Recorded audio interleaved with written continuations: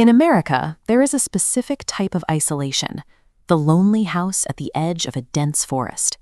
Usually, people avoid these places because they look physically imposing, but locals kept away from the Carter house because of the noise.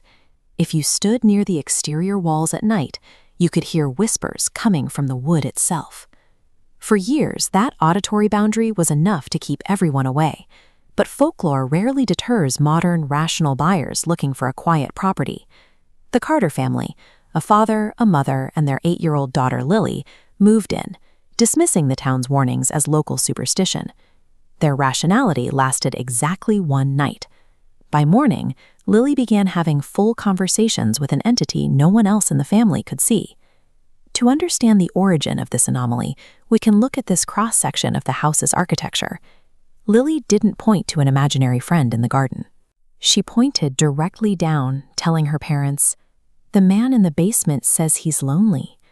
The parents laughed, assuming it was just a child's game. But within 48 hours, the old legend from the woods had moved inside, settling into the one place the family thought was safe. The activity soon moved upward from the basement, invading the family's second-floor living space, specifically the main hallway leading to Lily's bedroom. The anomaly settled into a highly precise temporal routine. Every single night, at exactly 3:13 a.m., the sound of slow, heavy footsteps would echo through the darkness. Looking at this floor plan of the second story, we can trace the exact path of those sounds.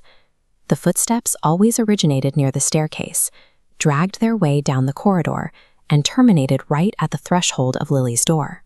Desperate to capture empirical data and prove they were dealing with a physical intruder, Lily's mother set up a surveillance camera in the hallway, pointed directly at that architectural blind spot.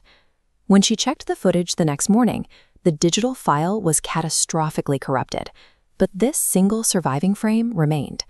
It captures a towering, distorted shadow figure occupying the space right outside the bedroom, watching. The distortion in the file confirms the figure was physically occupying the hallway, and it was capable of manipulating the very technology meant to expose it. A few days later, the quiet of the forest was broken. Neighbors reported a sudden, violent escalation of screaming projecting from the Carter house. Local law enforcement units arrived almost immediately, breaching the perimeter and flooding the property to secure the family. But as they swept room by room, they found pristine silence. No signs of forced entry, no biological material, no struggle indicators, and 0 footprints in the mud. The entire family had vanished. The only positive piece of spatial data left behind was inside Lily's bedroom. Written frantically across the wall in a child's handwriting was a clear geographical directive. He lives beneath the house. With an absolute lack of lateral forensic evidence indicating the family had fled outward into the woods, investigators abandoned their standard perimeter search. The only vector left to search was straight down. Following Lily's final warning, police refocused their entire investigation on the basement space.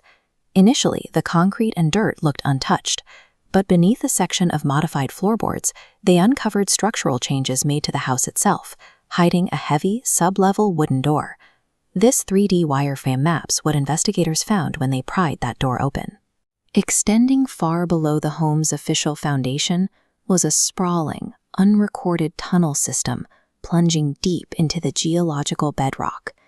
Search teams found no physical trace of the family, and as they pushed deeper, the whispers became so disorienting that the operation was deemed too high risk to continue.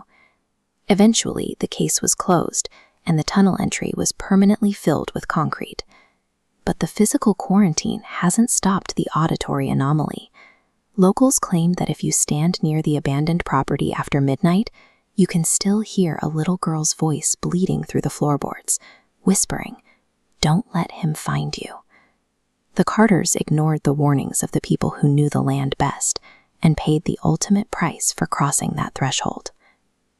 We still don't know who or what was living beneath their floor. Knowing what we do now, would you enter this house for one night?